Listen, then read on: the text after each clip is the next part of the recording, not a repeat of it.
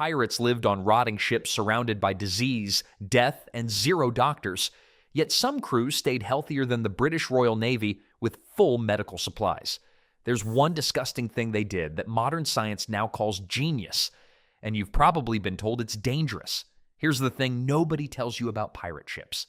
The captain wasn't the most valuable person on board. Neither was the navigator. It was the cook. Sounds ridiculous, right? But a skilled cook could keep 200 men alive for months on rotting supplies and rainwater. That's not talent. That's sorcery with a ladle. Captains paid cooks nearly double what regular sailors earned. Double. Meanwhile, the guy swinging a sword got table scraps for wages. Why? Because a well-fed crew doesn't mutiny. A well-fed crew doesn't drop dead from malnutrition 3 weeks into a voyage. Simple math, really. Now here's where it gets clever. Good cooks understood timing better than Swiss watchmakers. They'd rotate through food in a specific sequence. Fresh stuff first, then dried goods, then salted meats, then whatever they could catch or forage near coastlines. My grandmother did the same thing with her refrigerator, honestly. Oldest leftovers in front, fresh groceries in back. Grandma was basically running a pirate kitchen in suburban Ohio. But the results speak for themselves. Ships with experienced cooks reported up to 40% fewer deaths from illness. 40%. That's not a small improvement. That's the difference between arriving with a crew and arriving with corpses. Most of these cooks weren't trained chefs either. They were former soldiers, plantation workers, anyone who'd fed large groups under miserable conditions. They understood that food preservation wasn't about recipes. It was about survival mathematics. And the weird part? These guys were doing nutritional science centuries before vitamins were discovered. They didn't know why certain food rotations worked. They just knew men stopped dying when they followed the system. But keeping men fed was only half the battle. When sailors got injured, pirates had another disgusting trick. Seawater. The same stuff that was trying to kill them constantly, that was their first aid kit. Sounds backwards, but it worked. The moment a pirate sliced his hand on rigging or caught a splinter the size of a pencil, he'd dunk that wound straight into the ocean. No hesitation. Salt acts as a natural antiseptic. Kills bacteria before infection gets a foothold. They didn't know the science. They just knew it burned like crazy, and then you didn't die. My uncle used to gargle salt water for everything. Sore throat? Salt water. Toothache? Salt water. Bad day at work? Probably salt water. Turns out pirates did the exact same thing. Throat infections, mouth sores from vitamin deficiencies, weird gum problems. Warm salt water handled all of it. And here's the clever bit. Some crews kept dedicated barrels of seawater right on deck. Not for drinking, not for cooking, just for washing injuries the second they happened. Speed mattered. Clean a wound immediately, and you've got maybe an 80% better chance of it healing properly. Wait a few hours, now you're looking at infection, fever, possibly losing the limb. But there was a catch. There's always a catch. Too much saltwater exposure cracked skin wide open, created painful sores that became their own infection risk. So timing was everything. Quick rinse, quick soak, then get out. Treat it like medicine, not a spa day. The weird part? Sailors noticed this pattern centuries before anyone understood what bacteria even was. They couldn't explain why seawater-cleaned wounds healed better. They just watched enough men die from infected cuts to figure out what worked and what didn't. Trial and error with human lives. Brutal, but effective. Now saltwater was great for minor stuff, but pirates had something even better for serious problems. Vinegar. The stuff your grandmother used to clean windows, pirates treated it like liquid gold. They'd dilute it with water and wipe down every surface in the sleeping quarters. Hammocks, walls, floors, the whole space. Mold and bacteria didn't stand a chance against that acidic burn. Respiratory illness dropped dramatically on ships that kept vinegar cleaning schedules. Nobody understood why breathing got easier after a good vinegar scrub. They just knew it worked. But here's where it gets interesting. Pirates actually drank the stuff. Small amounts mixed with water. Settled upset stomachs within minutes. Killed parasites hiding in whatever questionable meat they'd eaten the night before. My stomach hurts just thinking about it, but desperate times call for desperate swallows. And when ships pulled into ports where plague or fever was rumored, crews soaked rags in vinegar and breathed through them like makeshift masks. 1700s face covering. The acidity filtered out some airborne nastiness. Not perfect, but better than breathing raw death. Then there's the food preservation angle. Vinegar kept vegetables and meats edible far longer than salt alone, weeks longer, sometimes months. That extended nutrition window saved countless lives when voyages ran longer than planned. Ship surgeons discovered something brutal but effective: pouring vinegar directly into deep wounds. The pain was apparently indescribable.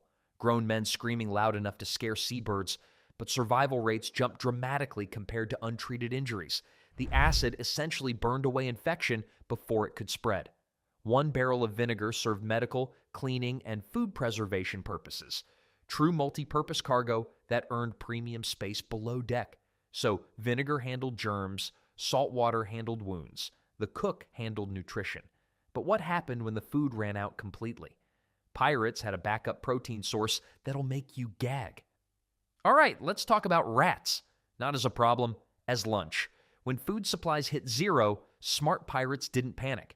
They grabbed the fattest rat they could find and threw it on the fire. Sounds absolutely vile, right? But here's the thing.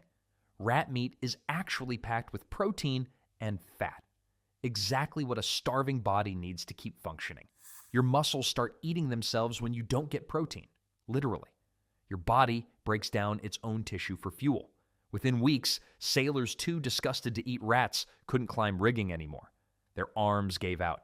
Their legs buckled.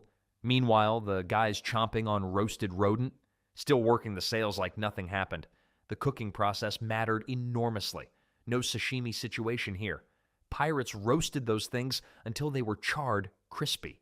The extreme heat killed parasites, bacteria, basically everything dangerous hiding in rat guts. Well done wasn't a preference. It was survival protocol. Now here's where it gets weird.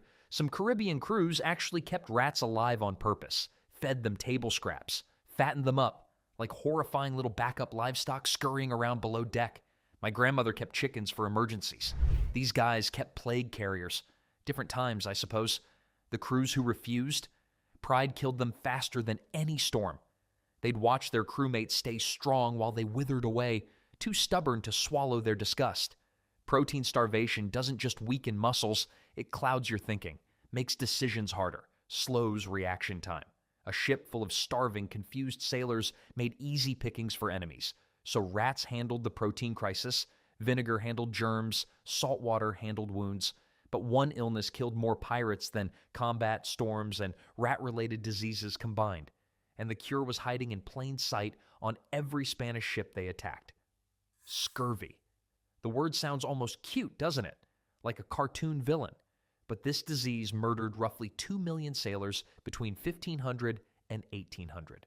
More than cannonballs, more than hurricanes, more than every sea battle combined. Here's what scurvy actually does to a human body. Your gums start bleeding first, then your teeth fall out. Old wounds that healed years ago, they reopen. That scar from a knife fight 5 years back suddenly splits apart like fresh meat. Your body literally forgets how to hold itself together. The science is simple. No vitamin C means no collagen production. Collagen is basically the glue keeping your tissues connected. Without it, you fall apart from the inside out. And the cure? Limes, oranges, lemons, stuff growing on trees everywhere in the Caribbean. Pirates figured this out decades before the British Navy officially caught on. They noticed something weird. Crews that raided Spanish fruit ships stayed healthy. Crews that grabbed only gold and silk, dead within months. So citrus became currency. Smart captains would trade away silver, jewels, actual treasure just to stock up on limes at port. Their crews probably thought they'd lost their minds, giving up gold for fruit. But those captains understood something crucial. Dead men can't spend money. 1 lime per day. That's all it took. 1 lousy lime completely prevented the bleeding, the tooth loss, the wound reopening. My dentist charges me $200 for a cleaning. Pirates just ate fruit. The really experienced ones memorized which Caribbean islands had wild citrus groves. Free medicine, growing right there on the beach. But staying healthy required more than just food and fruit. There was another liquid pirates couldn't live without. And no, it wasn't water. Rum. Every pirate movie gets this wrong. They show drunk sailors stumbling around, slurring sea shanties, acting like fools. Reality? Getting wasted at sea meant death. Captains who let crews drink themselves stupid didn't stay captains for long. So why did every ship carry barrels and barrels of the stuff? Here's the disgusting truth about water in the 1700s. You fill a wooden barrel with fresh water, seal it up, wait 3 weeks, open it, and you'll find something that looks like swamp juice mixed with pond scum. Green algae coating the sides, mysterious floaties swimming around, a smell that makes you gag. Drinking that water meant dysentery. And dysentery aboard a ship? You're losing fluids faster than you can replace them. Men died from bad water more reliably than from enemy muskets. But add rum to that green nightmare?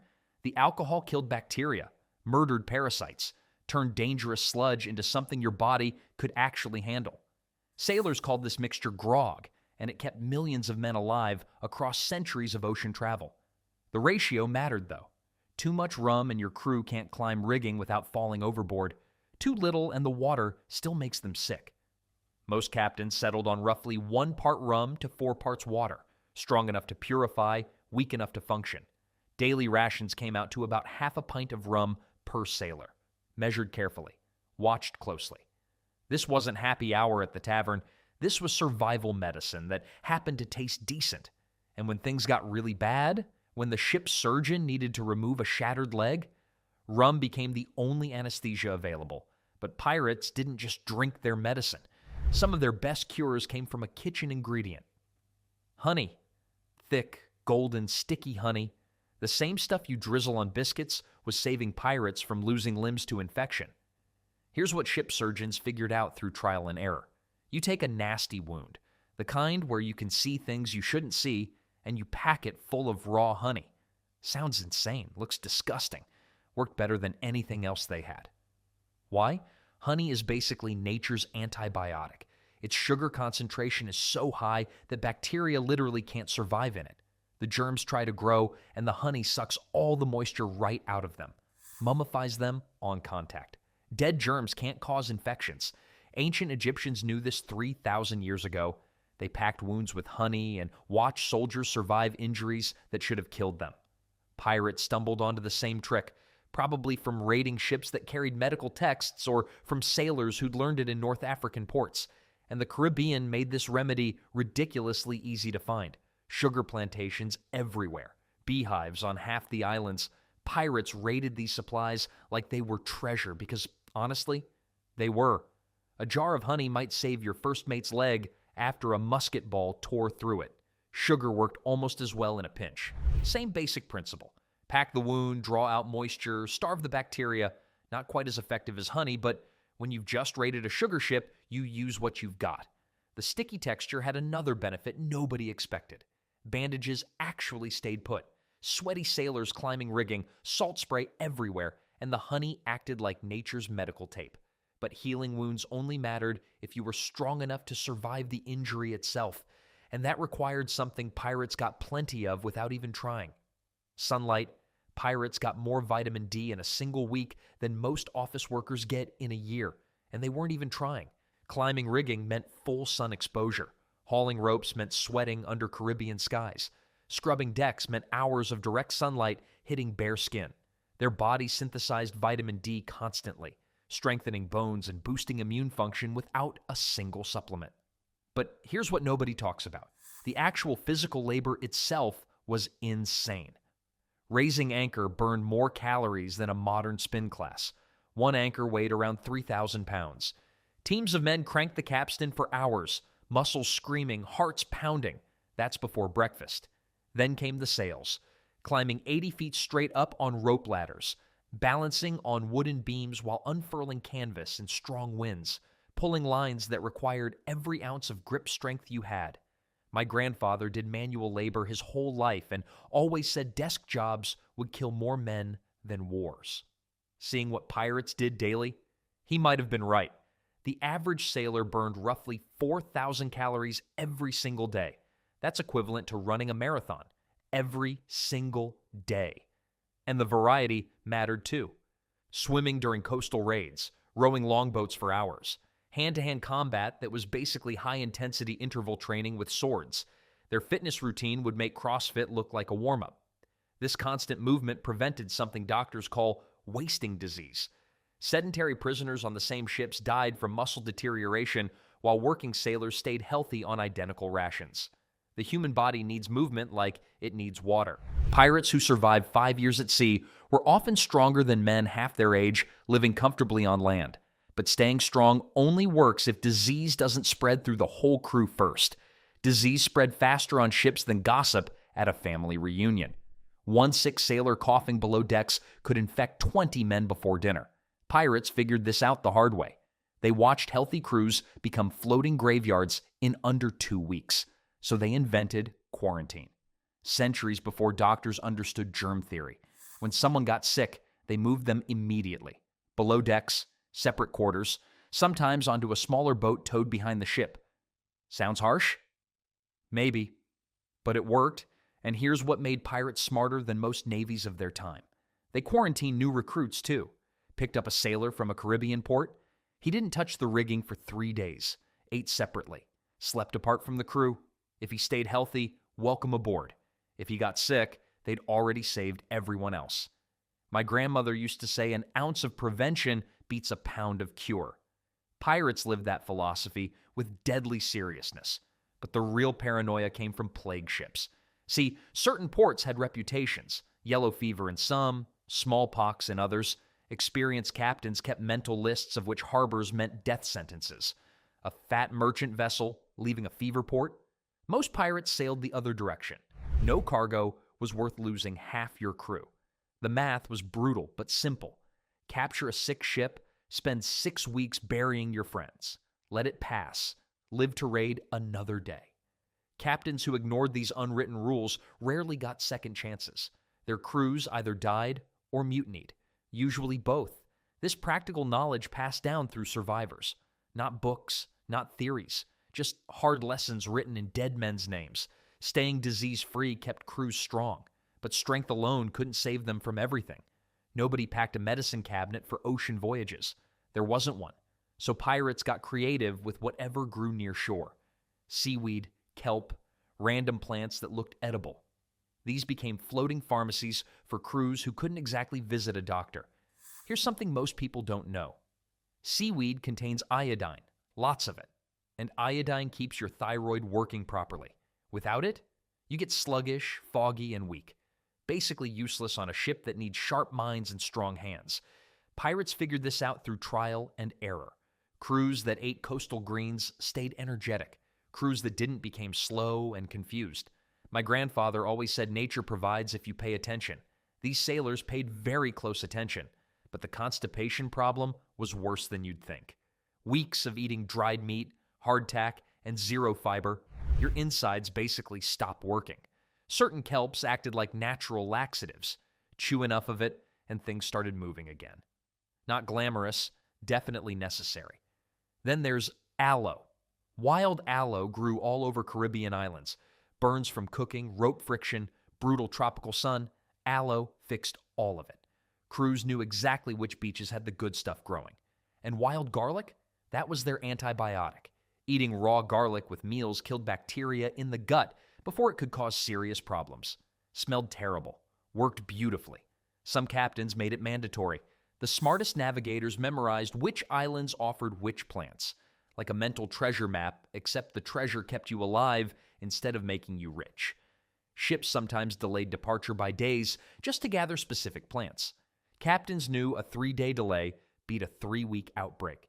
Nature's medicine cabinet floated all around them. They just had to know where to look.